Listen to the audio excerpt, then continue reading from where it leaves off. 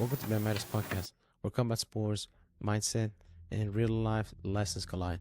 Hosted by Derving and Nate, we dive into Jiu-Jitsu, wrestling, MMA, and the grind that shapes athletes inside and outside the mat.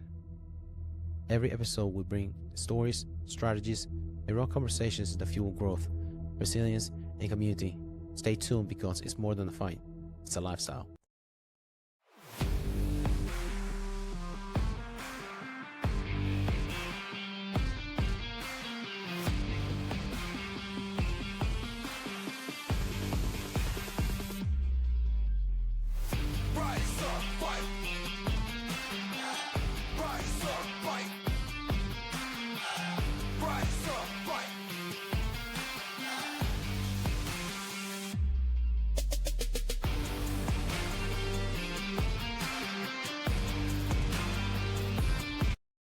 Hello, welcome back to My Matters Podcast with Derving and my co-host Nate.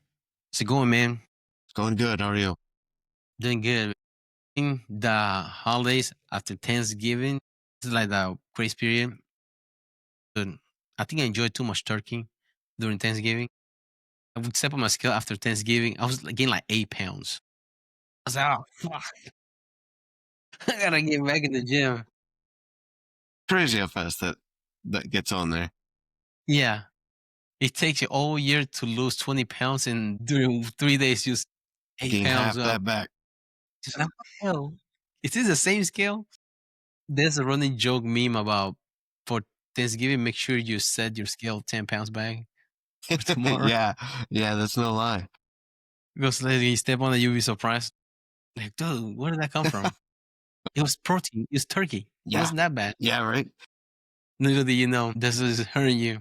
Yeah. But yeah, man. How was your Thanksgiving? It was pretty good. It was very relaxed. Well, ran the turkey trot, and then I cooked a meal for my girlfriend and I in the evening. Actually, so I got a ham from work, and I was going to cook that, but I never planned thawing it correctly. So I was trying to thaw that, but it was rock solid still. So there was no way I was doing that. So I cooked some salmon. Okay. That was the thawed meat that I had. It's pescatarian Thanksgiving. Yeah. Chili don main version. There's a lobster tail. Yeah, right? That's what eat a lot up there, right? Yes. Maine? Yeah. A lot of lobster. Yeah, quite a bit. Yep. It's pretty expensive, so I mean it's not like a regular thing, but there is quite a bit. Yeah. Yeah, I've seen a lot of like lobster rolls as I say up there. But man, yeah, dude, when it comes to like those kind of meat, you have to thaw it out like a day before. It'll take forever for it to thaw out. That ham, it was like 2 days in the fridge before even the outside was like thawed enough to be somewhat soft. So that, yeah.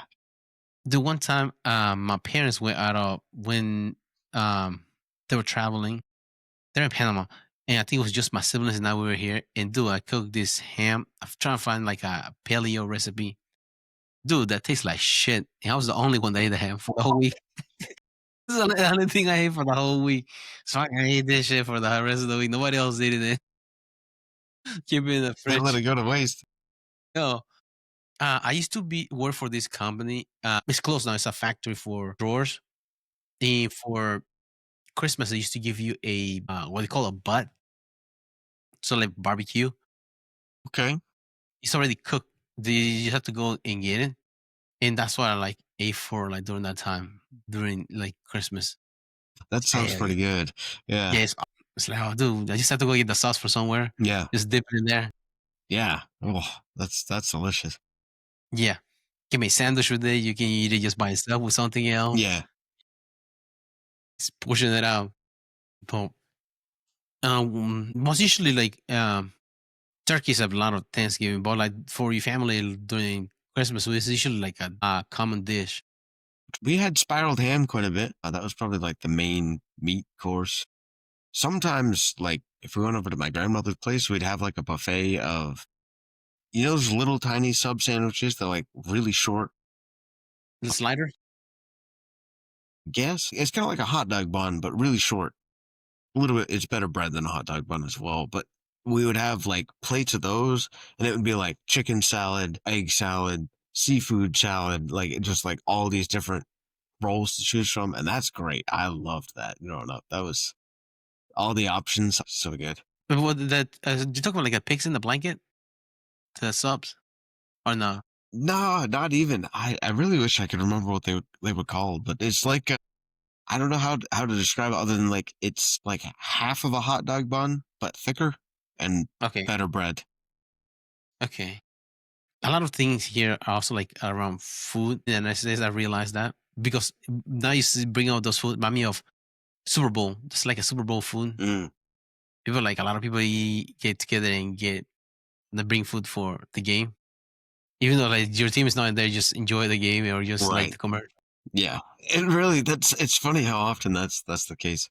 I mean, food tends to bring people together, I guess. Yeah, like cook a couple of ribs, Mm, yeah. rack of ribs. I think Costco have different promotion for ribs. I think it's like it comes 3 ribs in one, and they're already seasoned, so you just like cook them. That's nice. I think it's like $27 for 3 racks of ribs. They're already seasoned. 3 racks? Wow. Especially you had like a Super Bowl or something like that, like a Yeah. party coming on, That's dude. really good. You're set if you. That's what you bring into the party. But yeah, man. But back to the show.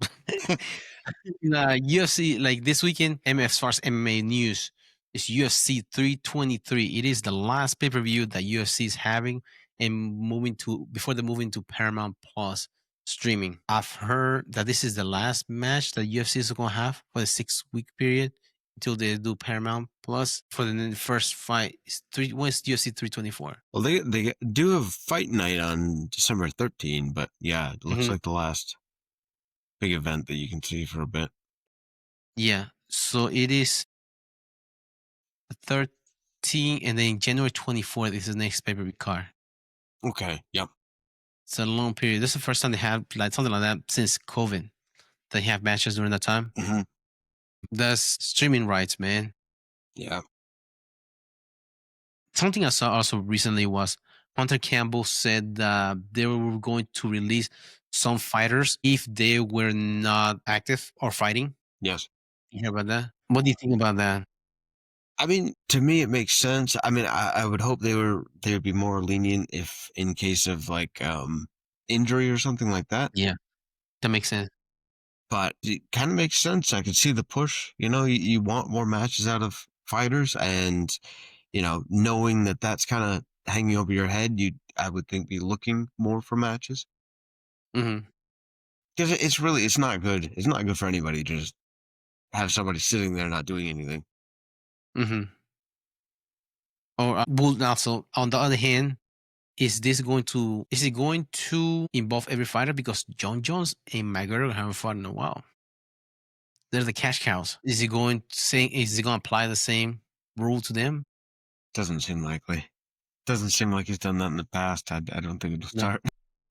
no. I mean, Conor McGregor, as far as the drug protocol, remember he failed because of failure to update his address. So he's suspended currently. I mean, Vanderlei Silva, he was suspended for life when he ran away from the drug test back in the day. But now look at Conor McGregor. This guy makes a lot more money. Yeah.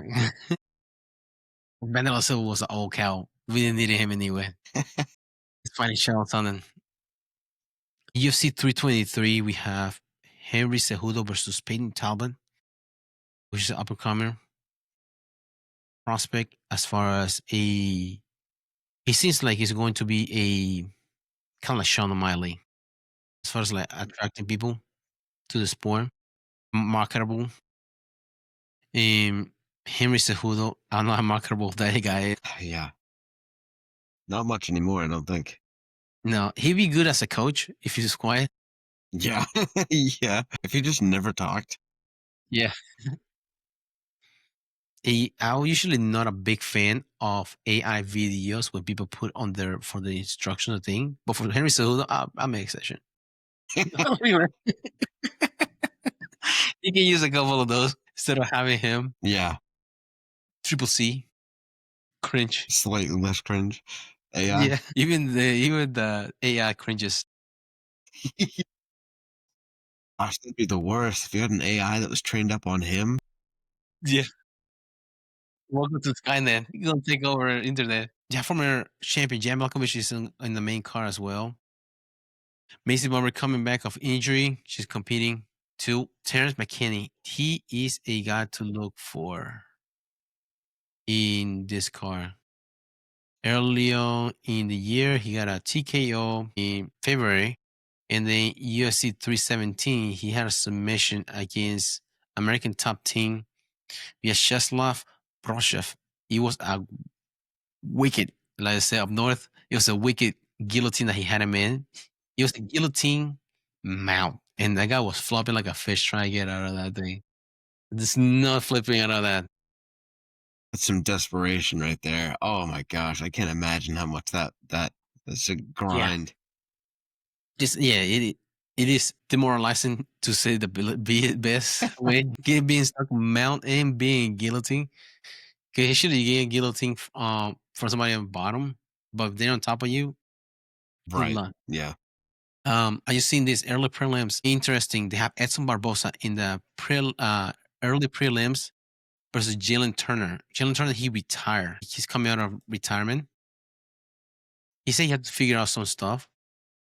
Consider he's just 30 years old. He's not a tarantula. He is 6'2" and fights at 155. Whoa, Yes, it's a big guy. that's a big dude. Yeah. Wow, he's got some reach. Yeah. You know, against Edson Barbosa, 55. Edson Barbosa, a little long in the tooth, 39 years old. Yeah, yeah, he's getting up there. Another guy that's fighting in the early prelims is Marvin Vittori. He just lost against Brandon Allen his last fight. Marvin Vittori, two-time middleweight title contender. He lost against Brandon Allen decision. Man, it's been a rough year for him. He lost in March against Roman Dolezet, and he lost in July to Brandon Allen. Both of the decision. I can't remember who he's training with. He changed camps. He used to be with Rafael Cordero, Kings MMA. So he changed camps now recently. I want to say he's American top team. That's what he's training out of. This is a big camp too. He's not been doing the best. Mm-mm. Then you see why he changed camp. Yeah, for sure. Yeah, 2021, he's, 1-2,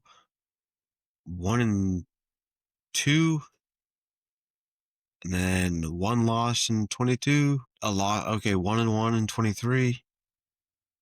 Nothing in 2024, and then yeah, two losses in 2025 so far. That's rough. And his Hopefully, brother died hopefully with this new recently too. camp goal. Oh yeah, that's hard. So hopefully, and that's what the Brandon Allen was canceled. Then they redid it again. They're supposed to fight in April. Brandon Allen, but he had a match with Dolacet. Hmm. But yeah, hopefully. Yeah, do you think he'll get cut after this if he loses this one? If he's in the early prelims now, Wait, it wouldn't be surprising. How put against Bruno. have you noticed any like insignificant pattern in people getting cut like that? I mean, obviously losing, you get it, but like certain number of losses. I will say get dominated. The game finish make more sense getting cut. Get submitted or getting because look at Tony Ferguson. How many times he lost before they cut him? That's true. Yeah, he was loved though. I mean, people really liked watching him. He had some really diehard fans. So Marvin Vittori last match, him and Brandon Allen looked like hand hunting, and Marvin Vittori only had one straight. That's the only thing he had. He wasn't changing to the body. He wasn't going for her. He wasn't getting angle. He just straight forward or back, forward, back, forward, back, trying to go for attacks. No leg kicks, no knees, no elbows. It's like one dimensional or half dimensional, if that, because it's only use the upper body for attack and only one target. So they minimize your chances for winning. Yeah, yeah, In the sport, it's considered mixed martial arts. yes. There'll be one Doesn't trick work super pony. well to only bring one. Yeah, No, there'll be one trick pony. Now, this is Mirabellashvili. Let me go back. How many title defenses does he have this year? One, two, three. This will be his fourth. Defended against Umar Nurmagomedov in January. June versus Sean O'Malley, his son. October versus Red Bulls, Corey Sanhagen. And now against the Russian, Peter Yan. Fourth title defense. He's up there with the record for most title defense within a year. I was gonna ask what the record was. What is it, 5 then? Have to see. Because if anybody could beat that record, it's definitely Parab. The machine. The record for most UFC title defenses in a single calendar year is 3. Wow. Okay. Alex Pereira, 2024. Yeah, 3 defenses. So here he comes, coming for that one. Yeah. 4 title defense. That'd be wild if he does 5.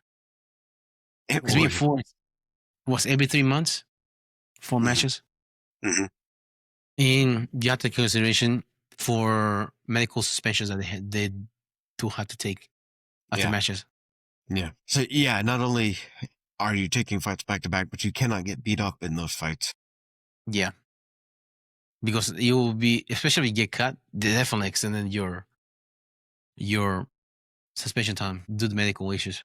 Another thing I was going to bring up was that Ilya Topuria. He's going to step out from competition. He was trying to compete early in the year next year, but he's going through a divorce currently. So he's not going to compete. So they're having an interim title for UFC 324. I think Dana White announced it during the halftime of the Lions game during Thanksgiving. Announced that it's going to be the interim title. In the co-main event, it is a women's match. Let me see that card. Yes, Kayla Harrison versus Amanda Nunes. It's going to be the co-main event for that one. Usually you want to have a strong show for your first card in a new either streaming or a channel that you're going to be in. And I mean, they have Justin Gaethje, the highlight reel. He usually gets bonus for fight of the night or finish of the night, performance of the night. Either one way or another, he's receiving in or the one. Yeah.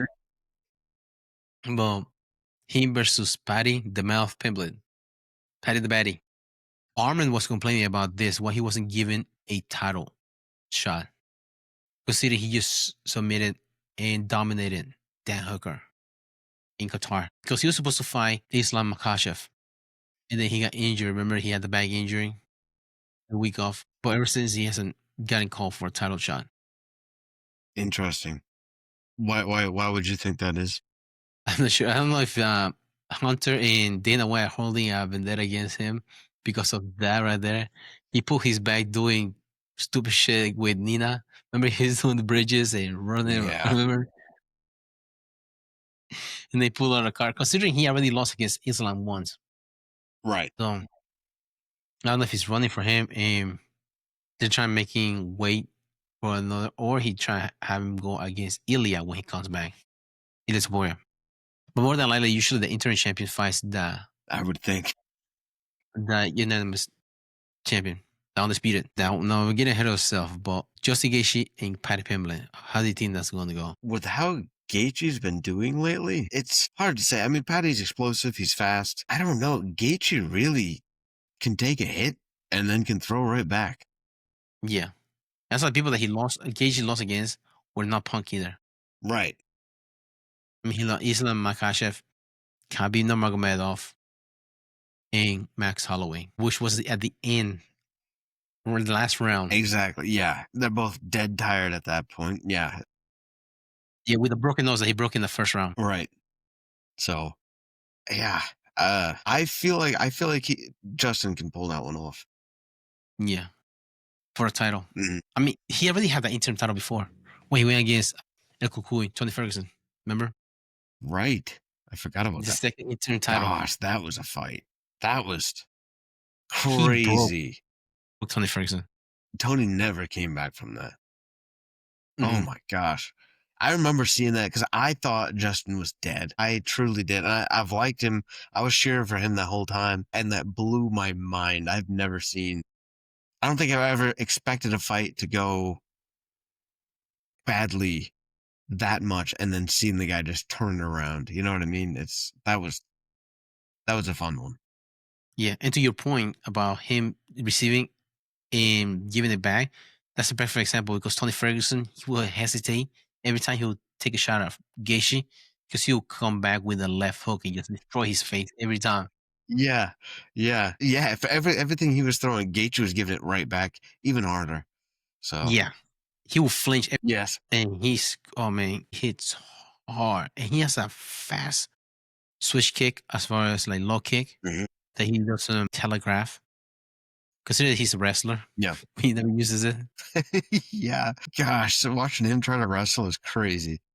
Yeah, so it'll be interesting how Patty will try to game plan around this because usually somebody that's like that, you can bank on their not having a good cardio, but he trains in Denver, Gaethje. So his tank is never low. He's always ready to go. Gaethje doesn't cut weight, does he? He doesn't cut much weight now. That's He right. doesn't have And I think his gas tank's very good, I think. yeah. So yeah, you can't really go into deep water with him and expect to, gain much. The only time that he run into an issue about that was against Dustin Poirier. His coach Trevor Whitman said that he just got a little cocky in there, and that's he got caught by Dustin in the first fight they fought each other. Hmm. But look at the second time they went against each other, he took Dustin's head with a head kick for the BMF title. Yep. Yeah, that was dang. Again, another crazy fight from Justin. That's why we Yeah, like him. yeah. Because you thought Dustin would you to put it out to him, being the diamond as far as like he hit hard too. Another softball. I thought that Dustin would be able to make it a crazy fight, but no, he pulled a high kick out of nowhere, took him out. Like, you can tell how good a performance it is because it makes the other guy question his career choices after it. Because Dustin was, I know, this is it. Because he know what was going to happen after that. Because he already lost the title for against Islam and Khabib. No, he lost against Khabib already. He was going to try to go for the BMF title, lost against Gaethje. And then after that, they gave him Benoit Saunders, which is undefeated at the time. It's a killer. So like he know what he was going to do. Then Dustin show up the diamond and went for it. But yeah, so you can tell somebody good performance it is if you they make them question their career choices afterwards. Like, am I supposed to be here with these killers? Yeah. Yeah. I don't know if I can take another fight like that. Dude, yeah. Also, he's the highlight. Yeah. Is he? Mm. So if you're signing the contract to go against him, you better know what's his help for you. Yeah. Patty has a big mouth. He has a big following. Hopefully, he has the check to cash come that night against Gaethje. Because Oh Lord. do you think the trash talk Patty Pimble Banks is going to affect Justin Gaethje? I feel like it could. I feel like Gaethje does or can let people get in his head. Hmm. I mean, I hope not, but it's very possible in my opinion. What do you think? Yeah, bring guerrilla warfare. Just like because if he knows Patty knows that Justin can beat him in a regular match, but if you bring mental warfare, trying to bring it to his level, he can try to beat him that way. But also, something I find interesting is that he is an obsessed individual, Justin Gaethje, because he started playing golf too recently. He beat the shit out of DC. That's why DC started taking golf lessons. He took, I think, second place in I think it was like a Tom Brady fundraiser for like different athletes. Justin Gaethje took second place in golf tournament. What? Yeah, that's how obsessed he gets for stuff. Yeah, I can't remember how much he. I think he got a crazy car, um, from that event. So, I mean, if fighting doesn't um work out for him, he can always go to golf. Yeah, right? Yeah, I mean, I've never played like actual golf, but I've heard it's really hard. So that Yeah, sounds pretty impressive. you consider somebody that has all this stuff trying to master first fighting, though. Yeah, that's what it tells you about the personality that he has as far as getting obsessed with doing things. So will that be considered a way for him to just Patty just to get him? I mean, somebody that has an OCD personality. Whenever freaking gay, she's trying to do something, he just hide his glove and put him in a different place. Like, motherfucker, just the one, just the one with him or something like that. No, boom. He just probably has a like a personality that he just I guess obsessed with things easily. Just like also he doesn't get bored easily. Yeah. Not people that are like that. Hmm. Just pick something else. They're always doing something. Now, the co-main event, Kayla Harrison versus Amanda Nunes. Amanda Nunes, undoubtedly considered the GOAT in women's MMA versus Kayla Harrison. According to Kayla Harrison, she never trained with Amanda Nunes, but they come out of the same camp, American Top Team. Amanda Nunes, I don't think she's training out of American Top Team currently for this fight. How do you think that's gonna go? I mean, I feel like Amanda Nunes has the harder task because she hasn't fought in a while, Hmm. whereas Kayla has been active. I think that is an advantage for Kayla. Kayla's a monster, though. I don't know. It'll be an interesting fight. I'm very interested to see the result. I don't know. What are you thinking? I think the same thing about Amanda Nunes, depending which Amanda Nunes comes out being inactive because she has lost against Kat Zingano. Kat Zingano is not punk, but Kat Zingano beat her. Speaking of monster, she had beat the boogeyman of a women's MMA, Chris Cyborg, when she was really active. So if she's able to beat Chris Cyborg, will she be able to beat Kayla Harrison, which is a homegrown boogie woman?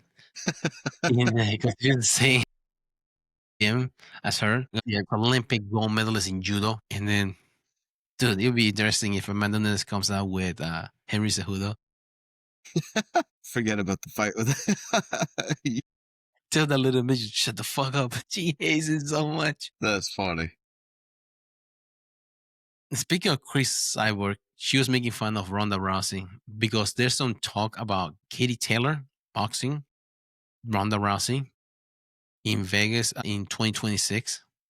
And according to Chris Cyborg, she says she saw Ronda Rousey shadow boxing one time and the shadow won. Dang, The terrible boxer, she had no business being crazy. a boxing man. That's a good one. That's a good roast. Coming from Chris Cyborg. Yeah, exactly. Now, what do you think about Ronda Rousey going to boxing? I mean, she tried judo world, tried MMA, tried pro wrestling, and now boxing. I mean, it'll be interesting. It's not like she's got no experience with it. Yeah, I really don't know. I don't. It's hard to picture her doing that. Yeah, considering her losses are being knockouts. Exactly. Yeah. Yeah. Definitely Against trying out a kickboxer and weakness, but yeah. I Holly imagine it Holm is. helps. What's that? Oh, go ahead, my bad. No, no. You got The I imagine it helps getting rid of the other aspects and only having to focus on boxing. That will definitely be a help for her. I mean, yeah, just isolating it down to that one thing so she can really hone in on that. Yeah, I think that should help her out. I think. yeah. But also, you could consider the other person have been doing that got asked before longer than she has been trying to True. doing the time that she's been playing grab ass. The other girl has been boxing. Um, that would be interesting because she Holly Holmes, world champion in boxing and kickboxing before she came into MMA and beat Ronda Rousey in MMA. So now she goes against a boxer in boxing. I'm not sure how that will go. Another former champion in MMA, Gina Carano. Remember her? She Um. was a Strike Force women's MMA. She was a poster uh, woman for MMA back in the day before there was Ronda Rousey. Okay. She last fought in the cage in 2009 when she lost against Chris Cyborg.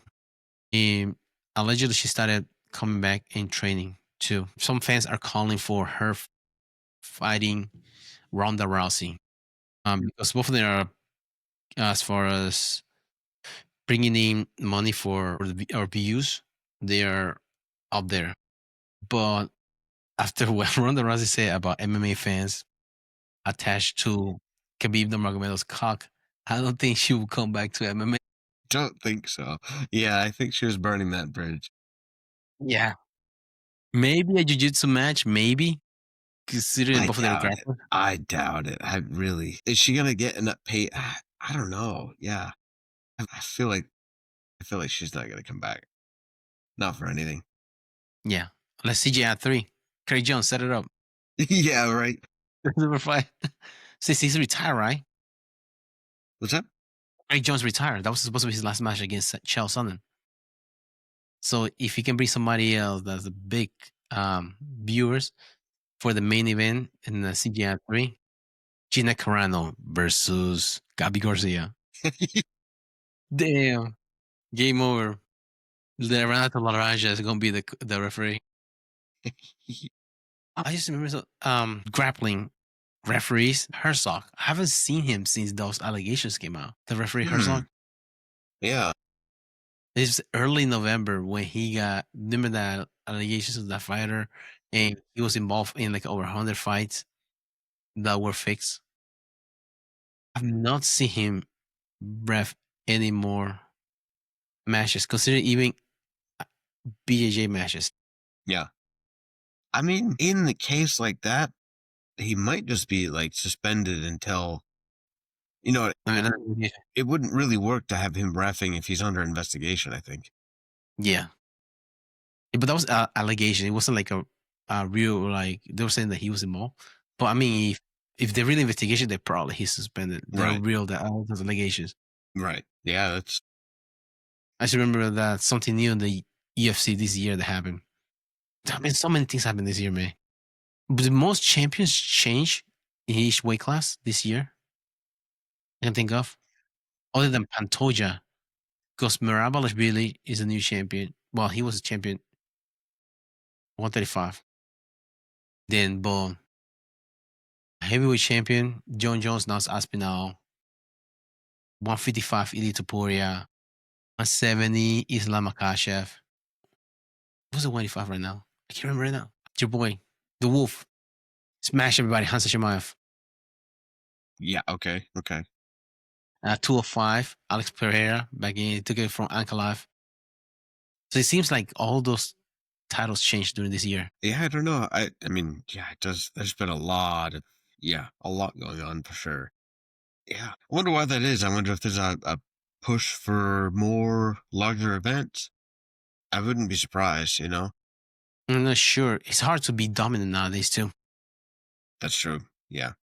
because there's so much involved nowadays, and they can study you even more. Currently, there's only one American champion, two if you count the BMF title. The Americans need an American champion for the White House card in July. Do you think there's going to be one by then? Another one? It's so hard to say. As far Not as the way it's contender? been going, No, but because you see any contenders like they're right, exactly. American. Yeah, I can't say I have my hopes up for it. Yeah. Just because there's nothing in sight that I can think of anyway. I see somebody during the forums, they were talking about that how there's no American champions currently. Back in the day, used to, I mean, there used to be a bunch of them, like Brock Lesnar, Robbie Lawler, and many there are a few that were there. Frank Yeager, 155. They had different ones that were in there, but nowadays there's not that many. But that's in most of them, what they have in common is wrestling. They come from a wrestling background. Nowadays, it's the international Dagestan wrestling has taken over American. Much so. Do you see Bo Nickel as a contender for a champion against Hansa Shemaev? Speaking wrestling? No. He's also active in this past weekend. There's Real American Freestyle Wrestling. He was announced that he's going to be in the next card versus Yoel Romero. That'd be interesting match. Them two. In 2000, I can't remember when Bo was born. Bo Nickel. In 2000, Romero was already world champion and a silver medalist in the Olympics, and Bo Nickel was still little. I saw that picture. Yeah. He's 4 years old. Was it? I would say 2009 something. No, it was in 2000 when he won silver Oh, medalist. okay, okay. But yeah, never mind. It's probably 2009 because he had wrestled Cal Sanderson. He retired Cal Sanderson by then. Bo Nickel. But that'd be interesting how those two go match up. Considering he'd be doing bare knuckle, Bio Romero, and he usually doesn't use his wrestling for MMA. Yeah, I mean that'll be interesting. Although he doesn't use it, I'm sure his defense is really good. You know what I mean? That might be to his advantage because it'll keep Bo where he doesn't want to be, and then he, yeah, I mean he's obviously gonna have the defense. It's That, gonna be a 205 when they're competing. whew, that's a big one. Yeah, never mind. It was 2000. He got a silver medalist. Silver medalist in Sydney in 1999. He won the Worlds in Ankara. But dude, yeah, 205. He competes at 185. And you remember cutting down to 205. He is a monster. Good luck, man. Yeah, for real. And it's in wrestling. Weight does matter. The good example was this weekend was Chad Mendes versus Michael Chandler. Michael Chandler usually competes at 155 when he competes in MMA. And against Chad Mendes, he used to compete at 145, and he lost the match. He said that the weight was a difference. He lost 4-1, but he was able to move Chandler like he would want to because the weight was different. That was the main event of the evening. Then you have other match was Kaden Henshaw, a YouTuber versus Clay Guida. He tech fall Clay Guida 11-0. The Carpenter. You have Pat Downey. He went against Joaquin Buckley, another MMA guy. He said, I remember what his nickname he said. He said Boka Magedov. That's what he said. He's going to be his nickname. He walked there with a Dagestan hat too, and two chicks to say he's Russian. He's self-proclaimed. He identifies as a Russian. Yeah, He went out there and got tech fall 12-0 by PD3. The Lizard King. Another notable win was Alexis Gomez. She went against Bella Mir, Frank Mir's daughter. It was on criteria. I think she was winning 3-3. And at the extra of the match, Bella Mir was trying to get a push out for 1 point. And she got thrown on her feet to back. Bella Mir got thrown. 4-point move. 7-3. Finished the match. Crazy match. I sent you the highlight for that one because Bella Mir looked like she was bigger than her. But she was able to dig in and throw Bellamir. Consider she's a multi-sport competitor, MMA, wrestling, etc., Jiu-Jitsu. I think she has a match coming up for UFC BJJ against Rhino Willing, Joko Willing's daughter. really? Okay. Yeah, that would be interesting. Also interesting that she picks matches like this in the middle of the wrestling season because this is wrestling season right now. It is interesting. I don't know if girls have as many matches Yeah, as guys do for competing during the season. that's true. I imagine that. Yeah, I imagine their brackets are way smaller. Yeah. A notable win was Boba Fett, a high school kid. He pinned Daniel Caldwell. He was 4-time All-American national champion for NC State. These kids are disrespectful as hell. Man, he is going to Virginia Tech, by the way, as far as next year for wrestling college. At first, he had committed to Iowa. Something happened for him. Something happened. He was trying to train with the Iowa team, allegedly. And the coaches did not let him train for I want to say world trials or some sort of event like that. So he decided to decommit from Iowa wrestling. Virginia Tech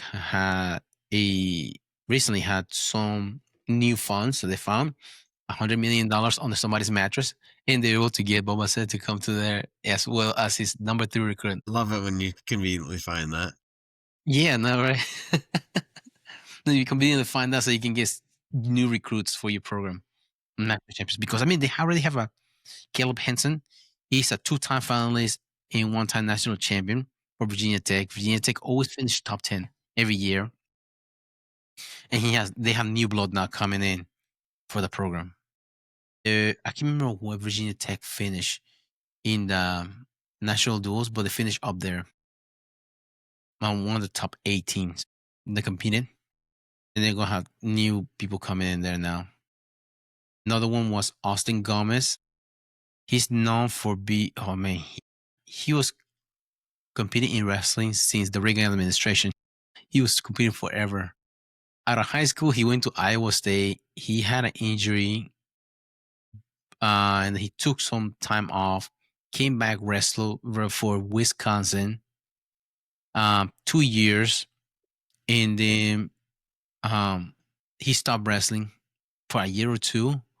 He realized that he had an extra year eligibility because of COVID. He came back wrestling for Michigan and made it to the finals, but he never won nationals. And this match was against Austin O'Connor, was UNC North Carolina. He was two-time champion at 149 and at 157. He went against Austin O'Connor. Austin O'Connor versus Austin Gomez. And Austin Gomez beat him 9-1 in this match. Yeah. So that was interesting. Austin Gomez have been on a tear. Now that he's doing international rules, he has been destroying people in wrestling. Interesting. Is there a big difference in the rule set? You don't have to do a small scramble on the ground. Just don't get turned. That's all, and then stand you back up. It's more, and then you get pushed out points. And Austin Gomez is a cowboy when it comes to upper body. He likes to throw people. Upper body throws. So you have to take consideration every time you tangle up with him because he might dump you on your head. But Austin O'Connor was always able to negate that. Austin O'Connor, he had nice matches against Ed Scott from NC State because Ed Scott liked to throw people too. So they used to have good matches. And he was impressed that Austin Gomez was able to beat Connor. Interesting fact is that Austin Gomez's sister was the one that went against Bellamere, Alexis Gomez. So both of the Gomez won that night. Yeah. The Spencer Lee, he lost by a fall. He got pinned. It's a potential 4-time national champion for Iowa. But he was the one that won nationals with Nunes that his junior year. It was wild.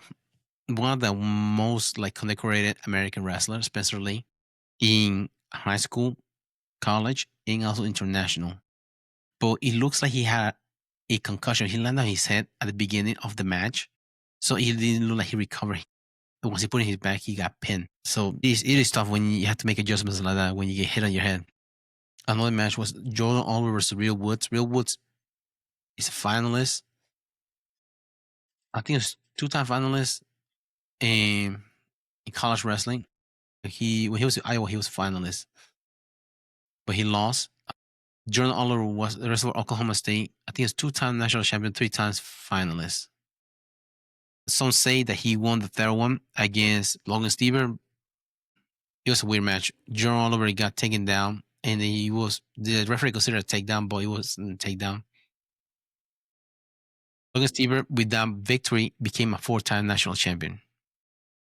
For that year, it made it interesting because one was a 3-time national champion, the other one was a 2-time national champion going against each other, which is a big match. And it came down to that. That's action packed. Yeah. But we'll see next one what they're having. But Jordan Oliver is beat Real Woods on criteria because it's 2-2. But Jordan Oliver won that one. But they were going to run that one back in the next one because that one's for the featherweight title because they have titles in there. So they're running it back. Jordan Oliver's Real Woods. That's another thing I was going to say. Another news for wrestling was Iowa versus Iowa State was this past weekend. Iowa State beat Iowa for the first time in 20 years. Some people are freaking out as far as why their Iowa's not doing so well. For example, their poster boy, Spencer Lee, got pinned recently. He might be leaving the team somewhere else so he can get better in wrestling. It's nothing to, but he has I think he lost 2 matches this year, Spencer Lee. Considering last year, he finished second in the Olympics, silver medalist. Nothing to be ashamed of being an Olympic silver medalist. But Craig Jones made a life out of it, Silver King. So there's nothing to be ashamed of if you're getting there in the matches. But Iowa, they lost this duel It's a close duel that you, I think it's 14-20. I mean, the other guy would have won. Probably was 17-17. Because it's usually 3 points. It came down to the last match. One guy won.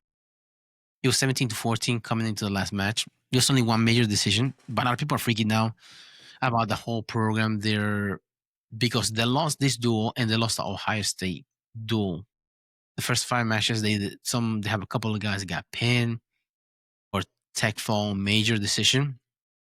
Um, um, I mean, they won the rest of the matches, so it's nothing like to pull the plug. One of the guys that said that, well, he had a good point though. Ben Askren said that he was willing to help the program in let go of the twins, the brands that are currently the coaches from the program. He was willing to help with that training because they're going away from the Iowa style wrestling, kind of like down here Dead Squad used to do back in the day, bring a lot of actions, just pull like action pack. That is what they used to be before, but now they're stalling back. They're like pulling back, different kind of wrestling, and they put too much money in bringing in transfer rather than recruiting their own guys and building up from the bottom. So, I mean, the program is having trouble. The poster boy right now is Drake Ayala, 133-pounder, two-time finalist. Both times he lost. One against Lucas Bird this past year. Yeah. So, I mean, you have guys in there in the finals. You just have to. I mean, their heavyweight just had hip surgery during the off season. It's hard. It's a hard injury to come back from. Yeah, no, that one I'm sure set you back a long ways. That Yeah, doesn't heal quickly. yeah. And they have a big wrestling room as far as their senior level competing for worlds or team members for the USA and also for the college program. And they train with each other. So it's just a matter of time for them to build their program back to where they are. But it's hard to run a program to be like successful as competitive as it is. Consider that in a world that we live in, immediate gratifications, everybody wants to win, immediate wins. Like, dude, it doesn't happen like that. They have been there for almost 20 years now. Tom Brands as a head coach. And not every team is going to be as good as Penn State. When was it last? Early on last month, when they were Penn State, when the week is supposed to be national duels, they went against somebody else. The head coach for Penn State, he has a ridiculous winning percentage of 92%. How many coaches do you know have a winning percentage of 92%? Yeah, that seems almost unheard of. Yeah, that is an outlier just trying to compare. 92%. That's Yeah, crazy. yeah. And then the rest of the pack, they're just trying to beat each other, trying to get to the top. And then you have the outlier, in which is not willing to compete with the rest of the teams in a dual competition. So it'll be interesting. But Ohio State was one of those teams that they were like dominant, but recently they have put into their lower classmen. They have a documentary series called The Young Bucks because the Buckeyes, in which they're putting into their lower classmen and building up. A lot of them, some of them were All American, and those are the matches that bring you up as a program.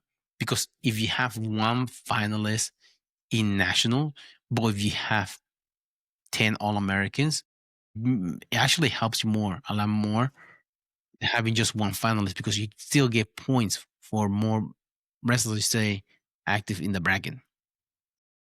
And along that as well, if those same guys show up to dual matches and they start winning matches all together, that's gonna be a great program and a great culture to have. But Ohio State, the last time they won it was I think 10 years ago, and now they're building back again. So it took about 10 years for them to get to where they are now. Yeah, which makes sense. I mean, bringing somebody up from the ground and, yeah, that makes sense. It's got to be a step-by-step process. Yeah. And you have to let it develop too, because it's just not going to be sprout out of nowhere. You have to let it develop, which Iowa should probably get some recruits and build them from bottom rather than getting transfers because they spend a lot of money on transfer. And Sometimes it work out. Sometimes Real Woods was one of them. I can't remember who else was in there. They came in. Michigan tried that too. It's something like that is working out for them this year, bringing in transfer. One of the transfer was from Michigan State was Saldate, which was I didn't remember the kid that Islam Makachev did a Russian web video on. Was a high school kid. It was him when he was in high school. He trained under DC when he was in high school. DC Okay. was his high school coach, but he was from Michigan. But yeah, it is difficult to develop a program with having so many naysayers. I mean, you have to be able, but also, whether you give up on the coach whenever they have a lot of injuries during on your guys, does that falls down on the athletic trainers or does it fall down on the head coach not having so many guys that are prospect that are good but they keep getting injured, blow their knees all the time? I mean, yeah, I would think that the head coach has to analyze that sort of thing. But yeah, what do you think? Yeah, you just have to the programming because you want to be able having to peak during peak season rather than peaking in practice. There's a difference. That's the balance of as far as jiu-jitsu. Do you want to be an all-American in practice, beating everybody, but when it comes to competition time, you're deer in the headlights. You don't know what to do. You just freak out. So you want to build up to peaking season. I seen a video recently about when you want to plan your programming of training. So pick days you want to make Tuesday or Saturday. Saturdays make sense because it is the days that you usually compete on. And then Tuesday is far away from Tuesday and kind of like middle of the week that you want to be able to get some tough practice. If you train that way, then back off a little bit on Wednesday, drilling, sort of like that. Just hone, yeah, Yeah. Because in college wrestling, you cannot go live every day and making weight every 2 days. that still blows my mind. Yeah. Because you have to make weight during competition. So you have to it's hard for you to replenish your carb storage and your protein for muscle development when you're cutting weight. So that's the balance right there. Yeah, I don't know how you do that really. Do you? I mean, really, cutting weight, you're kind of starving your body, but yeah, Starving your body while trying to make gains in competition. It's like the polar opposite. So you have to eat like a ninja, real clean. yes, that I believe. Yeah, you have to be very intentional about everything you're putting in your body at that point. Yeah. It's like a drag race, high octane fuel. So you have to have a smooth run and make it for how long? From November to March competition time. Match too. And you have big holidays during that time. You have Christmas and Thanksgiving holiday with a lot of food is involved during that season. So it makes it difficult. That's what I have. That's what I have for today. Do you have anything else you wanna talk about? No, no. Okay. For those of you wanna follow up, I'll be competing in Naga in January. Bermuda Run. Show up. I'll be in the parking lot waiting for you. Just kidding. Just kidding. I'm not that guy. But going jumping back on the wagon of competition, see where I am. I've been working a lot of ground game as far as not so much takedowns lately this whole year. So trying to get better my sweeps and attacks from my guard and defending a lot of fucking leg locks in my gym because I saw that the things I probably won't see during competition. But I'll see where I am coming in January. There's something you could do though in competition because your Yeah. opponent probably wouldn't see it much either. Yeah. Watch me. I'm gonna start pulling guard the whole time. Yes, Who the fuck is this, Dervin? Just drop down full guard. What the hell? That'd be weird. My wrestling coach was rolling his ground on the ground. But yeah, I don't have anything else for today. You want to close us out? thank you guys for listening. Hope you enjoyed the cast. You can listen to us on Spotify, YouTube, Amazon Music, iHeartRadios, and iTunes. Give us a follow on Instagram. Let us know what you like, what you don't like. Hope to see you all next time. Thanks for tuning in to the Mad Matters podcast. Don't forget to subscribe and follow us on Spotify, Apple Podcasts, iHeartRadio, Amazon Music, and YouTube so you never miss an episode. Drop us a review, share with your training partners, and keep rolling on and off the mat. Until next time, keep fighting, keep learning, keep growing.